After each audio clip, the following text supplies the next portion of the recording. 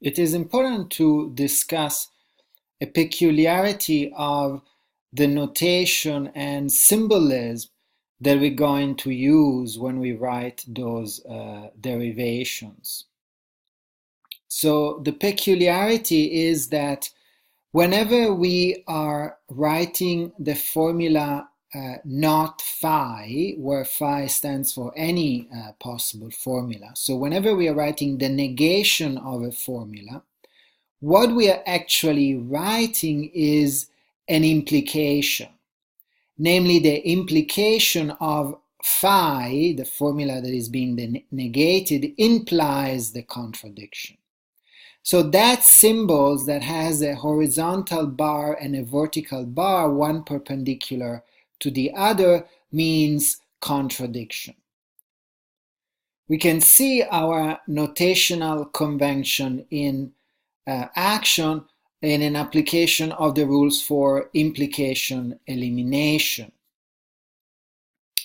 So suppose that we have a derivation of phi and not phi. So we have a derivation of a formula and its negation. Then by an implication of the rule for implication elimination, we can write the symbol for contradiction. So remember that this horizontal line and vertical line perpendicular to one another mean, so that symbol means that we have a contradiction. So how could it be that having phi and the negation of phi, we can derive the contradiction given the rule for implication elimination? Well, the reason why we can do that is because we are using the notational convention introduced earlier. The notational convention is that phi implies the contradiction is the same as not phi. So you can see that what is the negation of phi is actually phi implies the contradiction, and therefore it becomes clear why we can derive the contradiction by a simple application of the rule for implication elimination, which is nothing other than modus ponens. Here is another example of our notational convention and how we can use it in our derivation. So this example has to do with the application of the rule implication introduction. So let's suppose that we have we have assumed the formula phi. So and we have labeled it I with some number I, and then through subsequent derivation steps we can arrive at the contradiction, the symbol with the two lines, one perpendicular to the other. Then by a simple application of the rule for implication introduction, we can write in the next line the negation of phi. Why is that? Well, again, we can do that because of the notational convention that we are using.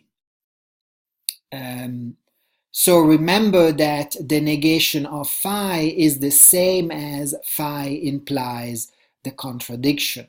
So on the right-hand side, you see the full extended version, and on the left-hand side, you see a use of our notational convention. The important point to keep in mind always is that whenever you see a negated formula, you should read it as an implication, namely as the formula implying the contradiction. Finally, to stress again the importance of our notational convention, here is an example of a derivation of the principle of non-contradiction, PNC. This is the principle that says that a contradiction is not true. We begin our derivation by assuming the contradiction itself. So phi and not phi. So you see that this is a contradiction because we have a formula and its negation. That's what a contradiction is. So we are assuming a contradiction twice and we are labeling it 1.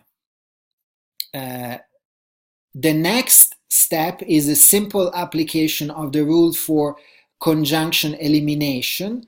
And we get, in one case, the formula phi, and in the other case, the formula not phi. Next step, we use the rule implication elimination. And here is where our notational convention comes into place. Since, as you recall, not phi should be read as the same as phi implies the symbol for contradiction, then we can derive the symbol for contradiction from phi and not phi by a simple application of implication elimination.